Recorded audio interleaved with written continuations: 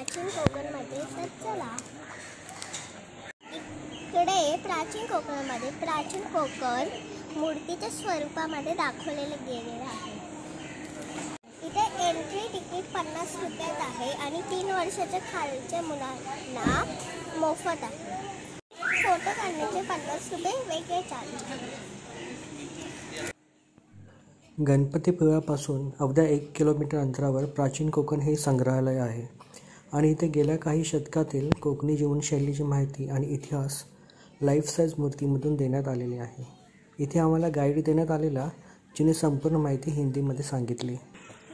ये शिलालेख है. शिलालेख पर लिखी हुई कविता कई माधव जी ने 100 साल पहले लिखी. हिरवे तळ कोकण, सह्याद्रीच्या तळी शोभते हिरवे तळ कोकण. राष्ट्रदेवीचे निसर्ग निर्मित केवल नंदनवन. इस कविता में नंदनवन शब्द का इस्तेमाल किया गया है. नंदनवन इस शब्द का अर्थ है स्वर्ग की देवता इंदिरा जी का बगीचा. वो जितना सुंदर है उतना ही हमारा कोंकण भी सुंदर है. ये गुफा हमने समय का प्रतीक बनाया है. इस गुफा की यहाँ है वर्तमान काल और इसके पीछे है 500 साल पुराना भूतकाल. इसके पीछे आप देखेंगे 500 साल पहले कोंकणी लोग कैसे रहते थे, उनकी समाज रचना, ग्राम रचना, खान पान की आदतें, परंपराएं कैसी थी, ये देखने के लिए हमें अंदर जाना है. आते समय थोड़ा सा झुक कर आइए. जिनके पास कैमरा टिकट है म्यूजियम की फोटो निकालते चले. एग्जिट का रास्ता अलग होगा.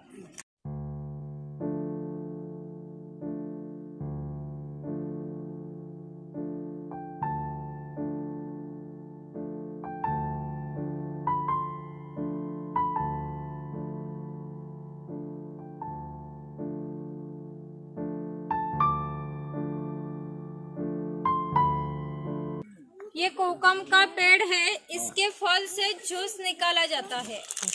इसका इस्तेमाल कोकम शरबत और कोकम अगल में किया जाता है. इसके फल के छिलके से कोकम यानी कि आमसूल तैयार किए जाते हैं. उसके सीड से तेल निकाला जाता है. इसका इस्तेमाल फटी हड्डियों को लगाने के लिए किया जाता है. यहाँ पर अजगर का स्टैचू दिखाया है.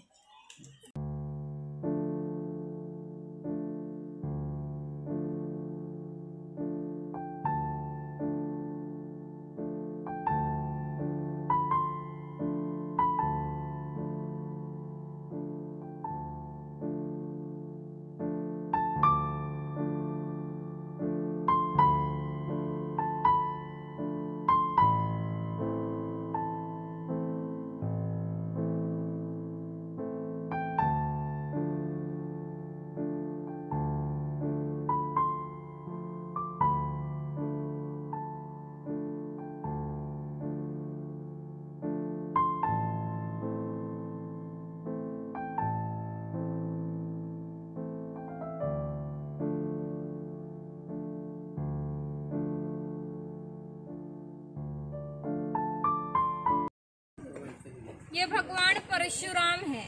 हमारे पुराणों में उनका ऐसा उल्लेख हुआ है कि हजारों साल पहले भगवान परशुराम हो गए. उन्होंने सारी पृथ्वी जीत ली और जीती भूमि ने दान की. दान की कौन सी भी चीज हम खुद के लिए इस्तेमाल नहीं कर सकते, लेकिन उन्हें रहने के लिए भूमि की जरूरत थी. हम जहाँ पर खड़े वहां पर हजारों साल पहले समुंदर था.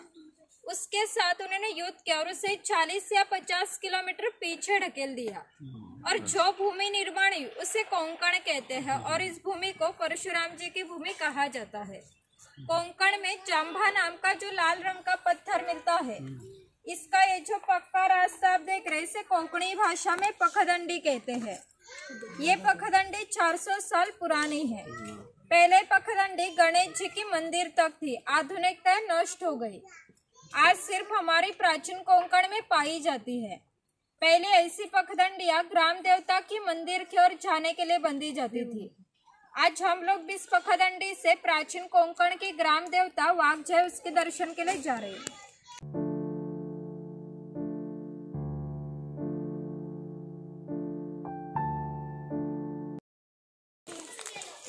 यहाँ पर स्पाइस गार्डन तैयार किया है. यहाँ से एंट्री, वहाँ से एग्जिट. अगर आपको देखना है तो जा सकते हैं.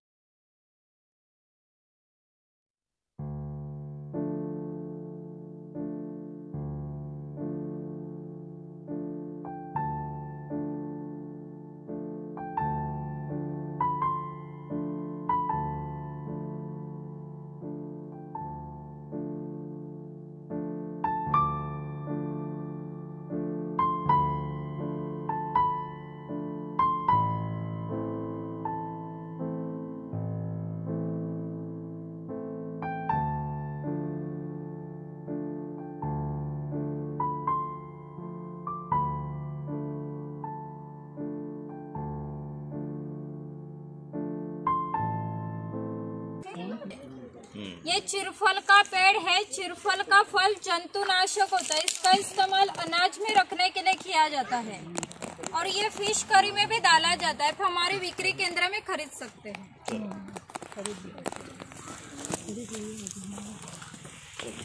यहाँ पे माड़ी वाला दिखा है, ताड़ी माड़ी निकालने वाले।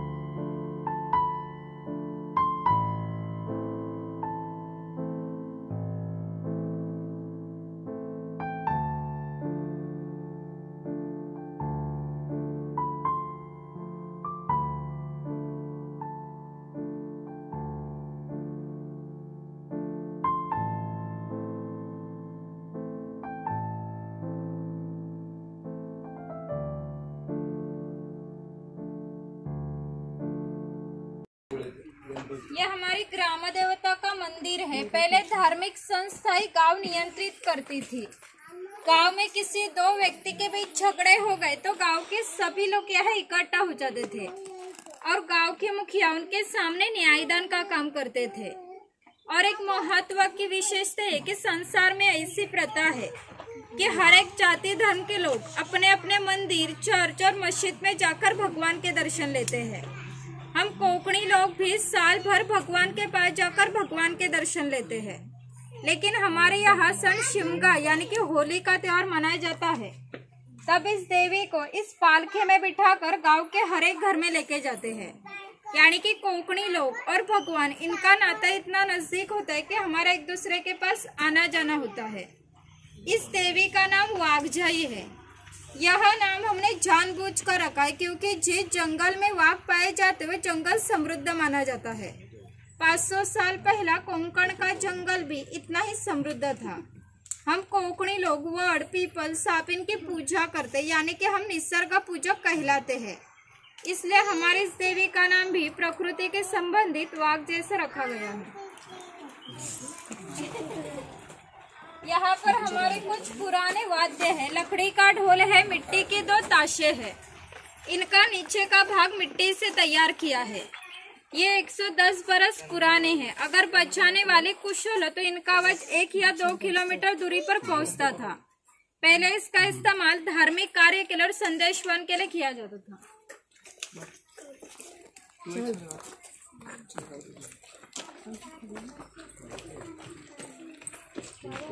ये चवाटा देव है। हमारे इसे भगवान का स्वरूप माना जाता है। हमारे यहाँ सन शिमगा यानी कि होली का त्योहार मनाया जाता है। तब गांव की सुविधा के लिए इसे मन्नतें मांगी जाती है। यहाँ पर वीरगला वीर प्राप्ति लोगों का प्रतीक चिन्ह। पहले जो लोग युद्ध में शहीद होते थे उनके लिए ऐसा स्मारक खड़ा किया जाता था।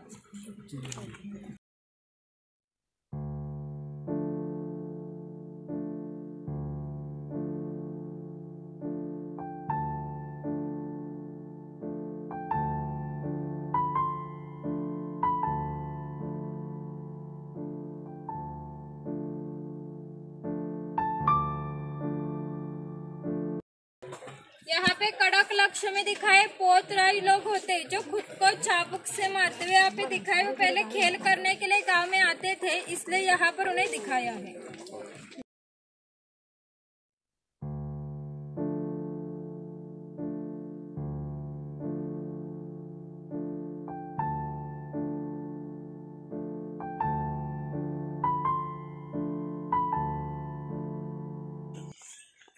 यहाँ कोली समाज है। कोली समाज के लोग समंदर के इतने पास रहते कि समंदर के भरती का पानी उनके मकान को लगकर जाता है। इतनी छोटी सी नौका लेकर कोली लोग 8 या 10 घंटे गहरे समंदर मछलियां पकड़ते हैं और सुबह वापस लौट आते हैं।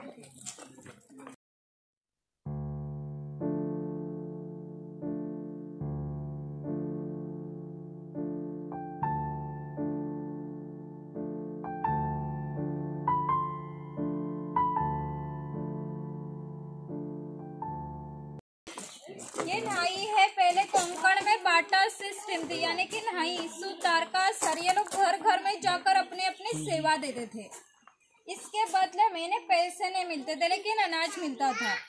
इस नाई को गांव के हर एक घर में जाकर एक आदमी के बाल काटने के लिए साल भर के लिए 4 पैली यानी का आज का 8 किलो अनाज मिलता था। इतनी कम विधा की पर लोग समाज की सेवा करते थे। इस नाई के बारे में और एक मजे का वर्णन हमारे लोक साहित्य में किया गया है। गांव के हर एक खबर इस नाई को पता चलती है और उससे पता चलने खबर पूरे गांव को पता चलती है। जैसा आप ये खबर इस नाई को पता चले उसी तरह पूरे गांव को पता चलेगी। हमारा पूरा गांव आपके स्वागत के लिए उत्सुक है। रिवाज के अनुसार पहले मुखिया के घर जाएंगे, बाद में पूरा गाँव देखेंगे।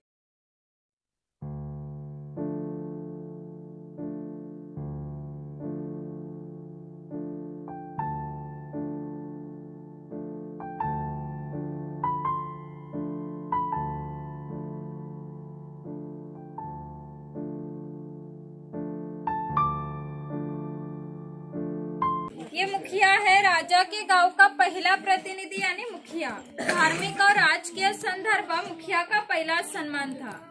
गांव में न्यायदान करना, कानून संभालना, टैक्स कलेक्ट करना ये काम मुखिया करते थे। ये मुखिया की बीवी कोकणी औरतें सुंदर और शूर थी, लेकिन उन्हें स्वतंत्रता नहीं थी। माझघर के दरवाजे की चौखट यही उनके लिए मर्यादा थी। ये मुखिया के 2 बच्चे, वह हमारा परंपरा से चलता यह खेल चौपट खेल है। यही खेल महाभारत में धर्मराज और दुर्योधन इनके बीच द्यूत नाम से खेला गया। हस्ती दंती फांस से लेकर ये खेल खेला जाता है। अगर खेलने वाले कुशल हो तो ये खेल 1 से 2 रात तक चलता था। इतना ही मजे का खेल है। मकान की रचना देखिए। मुखिया जिस ऊंचाई पर बैठे उसे ओटी कहते हैं। गाँव के मान्य लोग ओटी पर बैठे थे। सामने उसे पड़वी कहते। सर्वसामान्य लोग पड़वी पर बैठे थे। मुखिया के यहाँ है भगवान का घर और यहाँ है रसोई घर। मुखिया के पीछे माच घर यानी कि पहले का बेडरूम। छप्पर की रचना देखिए। ऊपर छोटा छप्पर, बीच में गैप, नीचे बड़ा छप्पर। कोंकण में गर्मी बहुत होती है इसलिए घर के गर्म इस गैप से बाहर जाते हैं और बाहर की ठंडी हवा उसकी जगह लेती है। इससे घर का वातावरण हमेशा के लिए ठंडा रहता है। घर के सामने आंगन और आंगन में तुलसी वृंदावन है। यहाँ पर सरोते दिखाए सुपारी काटने के लिए इस्तेमाल होने वाले।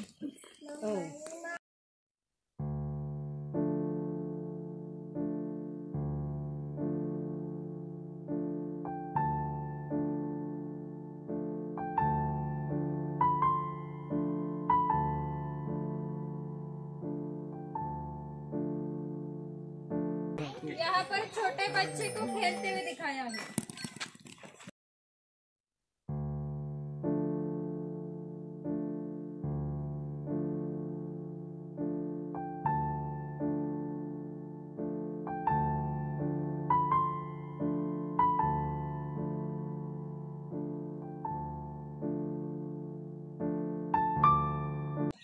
वो किसान है, इसके घास की झोपड़ी और इसके कपड़ों पर मत जाइए।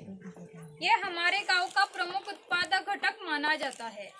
गांव के 12 बलूतेदार मुखिया और राजा इन्हें अनाज देने का काम एक किसान करता था। ये जो चूल्हा देख रहे इसे कोंकणी भाषा में पिरसा कहते हैं। ये पहले हमेशा के लिए जलता रखा जाता था क्योंकि पहले लाइटर या माचिस नहीं थी। किसान की बीवी को जब खाना बनाना तो यहाँ से 2 शोले लेकर रसोई घर का चूल्हा जलाती थी। अगर ये बुझ गया तो घर में 2 चकमा के पत्थर रखे जाते थे। वे एक दूसरे पर घिसटकर आंच लगाए जाते थे। ये खोईनी है, इसका इस्तेमाल मछलियाँ पकड़ने के लिए किया जाता है।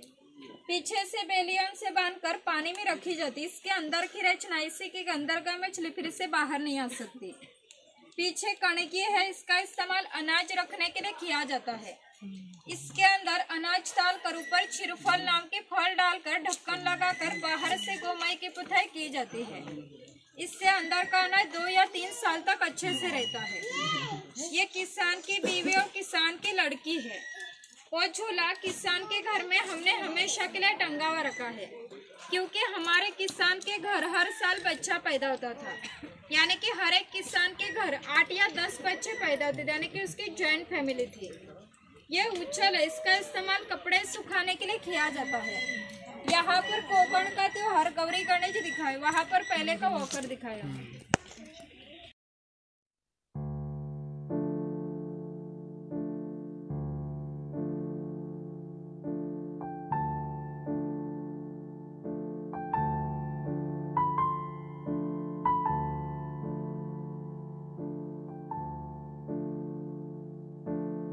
ये कुम्हार है, मिट्टी से संबंधित सभी चीजें बनाने का काम एक कुम्हार करता था। गणेश जी के त्योहार पर गणेश जी की मूर्तियां बनाना, दीपावली में दिए बनाना और गर्मी में मटके बनाने का काम भी कुम्हार करता था और मकान के कौल बनाने का काम भी कुम्हार करता था। ये सफेद रंग वाला मटका माड़ी निकालने का मटका है। हमारे कोंकण में नारियल के पेड़ बहुत आते हैं। उससे नारियल आने से पहले पोई आती है। उस पोई को बीच में काटा जाता है। उस पोई को गुड़हल के पत्ते रगड़ कर लगाए जाते हैं। वो पत्ते पोई में से माड़ी खींच लेते हैं और गुन आने वाली माड़ी इस मटके में इकट्ठा की जाती है। हमारे यहाँ के भंडारी समाज के लोग व्यवसाय करते हैं। काल के अनुसार पारा बलूत रंग के वजह से नष्ट हो गए, लेकिन माड़ी निकालने का व्यवसाय अभी भी चल रहा है।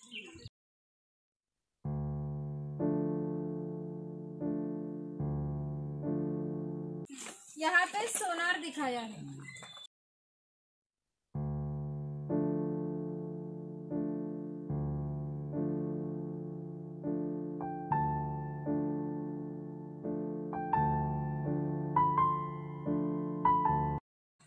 ये बनिया है चोल राजा पुरदा भोलिन कोंकण के फोर्ट को 5000 साल पहले का इतिहास है।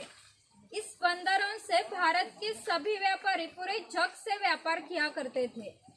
यहाँ से निर्यात होने वाली चीजों में हस्ती दंती चीजें, हस्तकौशल्य की चीजें, हीरे माणिक्य मोती, शंख शिंपले इत्यादि चीजों की निर्यातें बनिया लोग करते थे। इसके बदले में पूरे जग से भारत में सोना आता था। मतलब हमारे देश ने जो स्वर्ण युग का अनुभव है, इसका प्रवेश द्वार कोंकण के पोर्ट थे।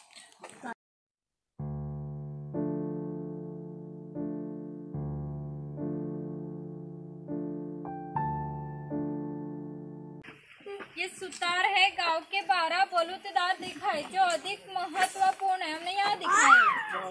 किसान को लगने वाली लकड़ी के औजार बनाने का काम ये सुतार करता था और मकान बनाने का काम भी सुतार करता था। ये सावंतवाड़ी का सुतार है। सावंतवाड़ी के लकड़ी के खिलौने संसार में बहुत प्रसिद्ध है। उन्होंने बनाई सुंदर चीजें आपको हमारे हस्तकला बिक्री केंद्र में देखने को मिलेंगी। यहाँ पे दरवेशी दिखाए भालू के खेल करने वाले, यहाँ पे सपेरा दिखाए सांप का खेल करने वाले।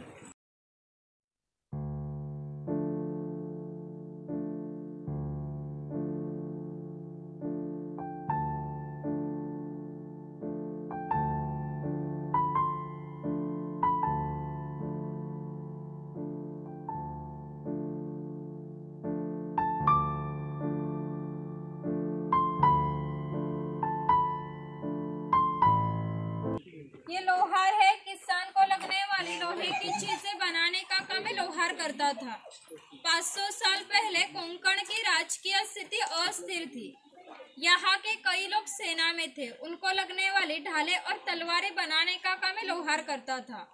विशेषतः उन्होंने बनाए ढाले और तलवारें हमारे यहाँ के मराठा और मुखिया लोगों के पास अभी भी है। अभी भी उसे जंग नहीं लगा। हर दशहरे पर उनकी पूजा की जाती है।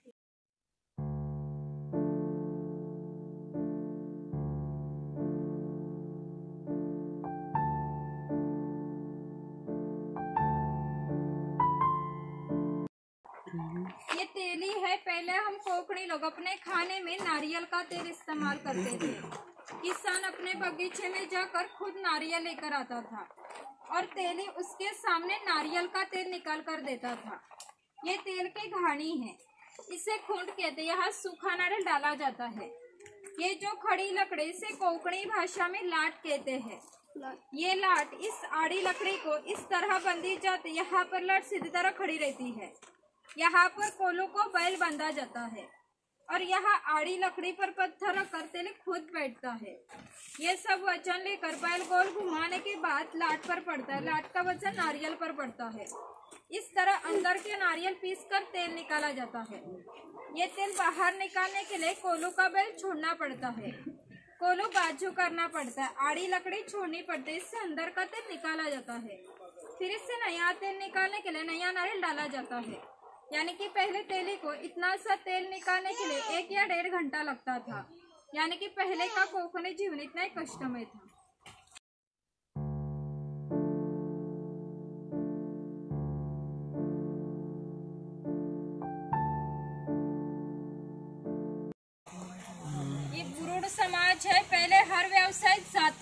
अनुसार होता था। किसी को भी व्यवसाय बदलने की स्वतंत्रता नहीं थी। इनका काम था बम्बू से चीजें बनाना। ये सूप है, ये फूलों की टोकरी है, ये रोवले है। इसका इस्तेमाल अनाज रखने के लिए किया जाता है और इसे धार्मिक महत्व भी है। हमारे यहाँ जब शुभ कार्य होता है तब घर की कवारी लड़की इस रोवली में दिया रखकर खड़ी रहती है। शुभ कार्य होने से पहले अगर दिया बुझ गया तो अशुभ माना जाता है। हमारे यहाँ किसी की भी शादी बम्बई में तो बम्बई में सभी चीजें मिलती है, लेकिन ये रोवली नहीं मिलती। रोवली के लिए गाँव पर आना पड़ता है।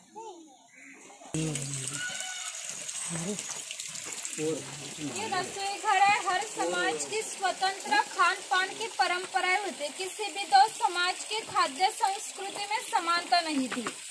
हमारे यहाँ के कोंकणी लोग अपने खाने में मछली की करी और चावल बहुत खाते हैं। कोंकण में आकर उबले मोदक, भाजने के वड़े और मछली की करी नहीं खाएंगे तो कोंकण की सफर अधूरी रहेगी। पहले कोंकणी लोग मिट्टी, लकड़ी और पत्थर के बर्तन रसोई घर में इस्तेमाल करते थे। ये जो जातने जैसा दिख रहे इसे घिराट कहते हैं। जातने में अनाज पीसते और घिराट में अनाज के छिलके अलग किए जाते हैं। ये सेवे का लोहे का यंत्र है, सेवे का लकड़ी का यंत्र। उठाना और प्रेस करना है।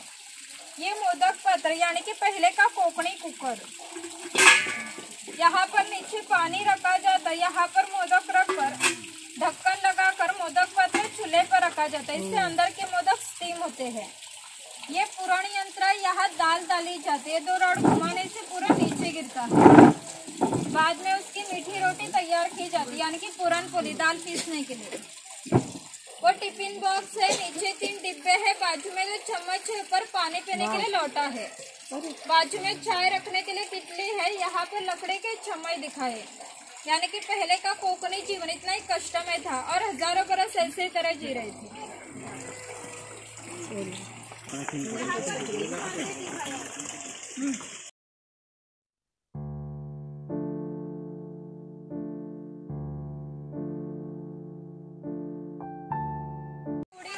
पुरानी रीति के अनुसार 12 बलूतेदार घर घर में जाकर अपने अपने सेवा देते थे। ये चूड़ी वाला इस लड़के के घर आया है। पहले कोंकण में लड़की की शादी 8 या 10 साल में हो जाती थी। तब तक ये चूड़ी वाला उसे चूड़ियां चढ़ाने का किसी भी प्रकार का मुआवजा नहीं लेता था। जब इस लड़की की शादी होती थी तब इस लड़की के पिताजी उस चूड़ी वाले को छोटे सा सोने का गहना देते थे। इतनी उसकी विदागी थी, यानी कि 12 बलूतेदार अपने घाटे मुनाफे का विचार न करते, सिर्फ अपने जिम्मेदारियां मानकर अपना अपना व्यवसाय करते थे।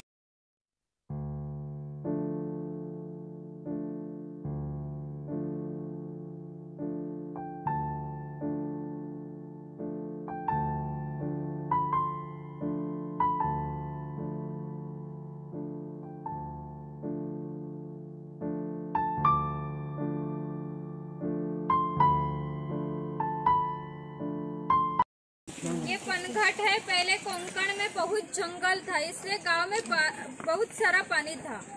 गांव में सबसे ऊंचाई पर जिस जगह पर 12 मास तक पानी बहता था, उसी जगह पर बंधारा बांधकर छोटे नाले से गांव के हर एक घर में पानी पहुंचाया जाता था। ग्राम देवता के बाद पनघट एकमात्र स्थान है जहाँ पर गाँव के सभी लोग इकट्ठा हो जाते थे। औरतें पानी भरने के लिए और कपड़े धोने के लिए आती थी। छोटे बच्चे स्नान करने के लिए, मछलियां पकड़ने के लिए आते थे। कोंकणी जीवन का सहारा ये हमारा पनघट है।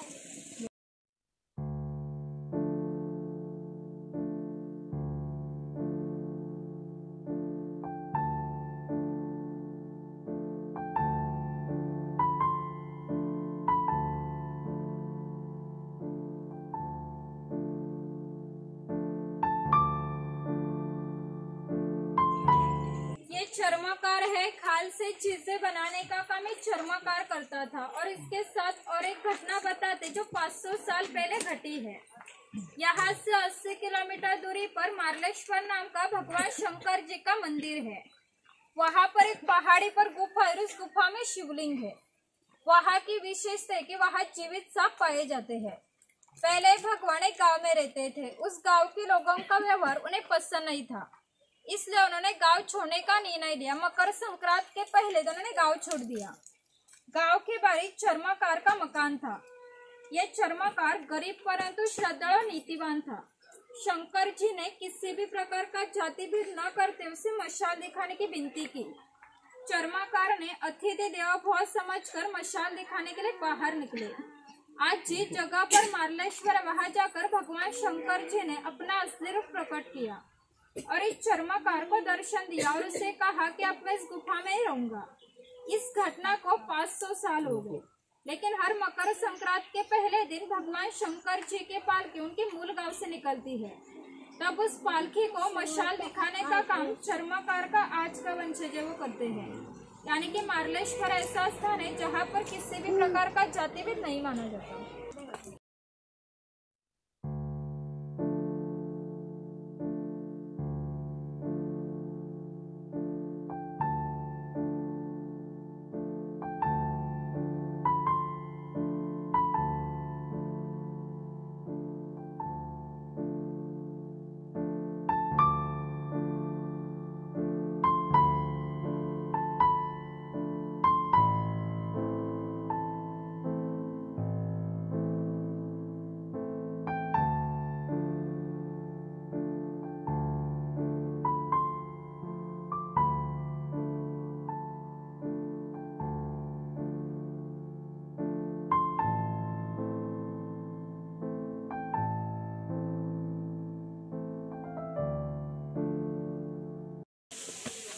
इकडे धनगर आहे। धनगर या मराठी शब्दाचा अर्थ आहे ज्याच्याकडे भरपूर धन आहे।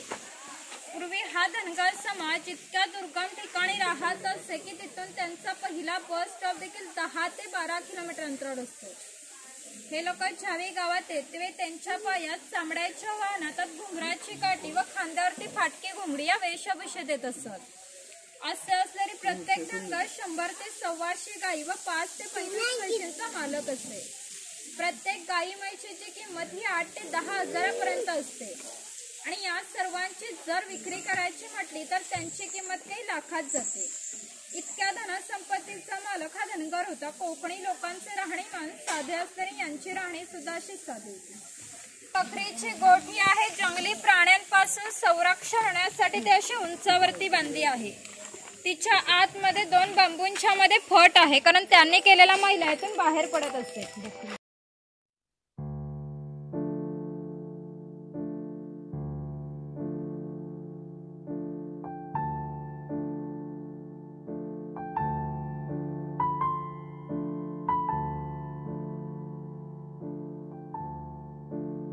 हे खैराचे झाड आहे। याच्यातील लाल रंगाच्या खोडापासून कात तयार केला तो पानामध्ये खातात तो का। तिकडे कात तयार करण्याची प्रक्रिया दाखवली। उठ ना झाला आता ऑलमोस्ट थकून गेला। ही कात भट्टी आहे। कात तयार करण्यासाठी ते खैराचे झाड आहे ते पूर्ण तोडले जाते। त्याच्या आतमध्ये लाल रंगाचे खोड असायचे छोटे छोटे तुकडे केले जातात। ते तुकडे पहिल्या 4 मडक्यांमध्ये पाण्यासोबत उकळवले जातात आणि जो लाल रंगाचा पाक तर तो 5व्या मडक्यामध्ये विशिष्ट तापमानापर्यंत उकळवला जातो। तो पाक सावलीमध्ये सुकत घालून त्याच्या वड्या पाडल्या जातात। कात तयार होण्याच्या प्रक्रियेला 3 ते 4 महिने लागतात। तिकडे मचाण आहे। तिचा आपण शिकारीसाठी आणि आजूबाजूच्या प्रदेशावर लक्ष ठेवण्यासाठी घाली जात असत। जर जाणे असेल तर एका वेळी 3 व्यक्ती चप्पल काढून जाऊ शकतात। या ठिकाणी माझे गाईड संपले आहे। पुढे विक्री केंद्र आहे। तिकडे काही खरेदी वगैरे करणार असेल तर करू शकता। विक्री केंद्रामधून पुढे जायचं आहे। लास्ट पॉइंट शंख प्रदर्शन आहे, तिकडूनच एक्झिट आहे। तिकडे मुखवटे डोक्यामध्ये घालून फोटो काढणार असेल तर काढू शकता। थँक्यू। झालं की नंतर तिकडून पुढे थँक्यू। नक्षत्र उद्यानातील विविध वनस्पतींची माहिती घेत या दालनाची सफर घडली। शिल्पकलेच्या माध्यमातून कोकणी संस्कृतीचे हे अप्रतिम रूप पाहताना पर्यटक अगदी थक्क होतात। डोंगराच्या अगदी वरच्या भागातील मचाणावरून दिसणारे गणपतीपुळेचे सौंदर्य देखील विलोभनीय आहे। तासाभराच्या या सफरीत विविध रंगी पक्ष्यांचे दर्शनही घडले। तर मित्रांनो, आपल्या कोकणातील ही 500 वर्षापूर्वीची संस्कृती या दालनाच्या माध्यमातून जी प्रदर्शित केली आहे ती तुम्हाला कशी वाटली? जर तुम्हाला हा व्हिडिओ आवडला असेल तर या व्हिडिओला नक्की लाईक, शेअर आणि सबस्क्राईब करा आणि जास्तीत जास्त लोकांना हा व्हिडिओ शेअर करा, ज्यामुळे त्यांना ही आपली कोकणाची संस्कृती आणि इतिहास माहिती पडेल. धन्यवाद. थँक्यू.